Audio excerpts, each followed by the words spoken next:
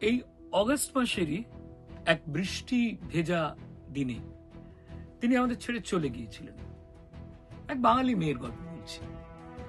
তিনি প্রথম বাঙালি মেয়েদের নিয়ে একটা সংঘ তৈরি করেছিলেন, যে সংঘ মেয়েদের শিখিয়েছিল কাকে বলে পেট্রিয়টিক ফিল্ম, কিভাবে দেশকে ভালোবাসতে হয়। তিনি মেয়েদের আধুনিক করার চেষ্টা করেছিলেন, আর বাড়ির উঠোনে ছেলের দল জুটিয়ে তাদের লাঠি খেলা, তলোয়ার চালানো, এই সমস্ত শেখানোর চেষ্টা করেছিলেন। স্বপ্ন দেখতেন স্বাধীনতার। তার বৈঠকখানা ঘরে ঝুলত অবিভক্ত ভারতবর্ষের একখানা ম্যাপ। স্বপ্ন দেখতেন এদেশ একদিন স্বাধীন হবে। আর এইরকম অ্যাক্টিভিজম চলতে চলতেই সেই ভদ্রমহিলা জড়িয়ে পড়লেন রাজনৈতিকভাবে এবং আদর্শগত দিক থেকে, জড়িয়ে পড়লেন মহাত্মা গান্ধীর সঙ্গে।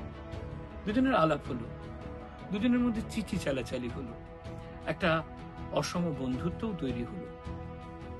হবে না বা কেন? পরমা সুন্দরী, স্টানিং দেখতে ছিলেন সেই ভদ্রমহিলা, আর অপূর্ব লিখতেন। তার লেখালেখির এখনো একটু চেষ্টা চরিত্র করলে খুঁজে পাওয়া যায়। তো এই লেখালেখির বীজটা এলো কোত্থেকে? হবে না কেন? তার মামার নাম রবীন্দ্রনাথ ঠাকুর। এতক্ষণ বলছিলাম সরলা দেবী চৌধুরানীর কথা।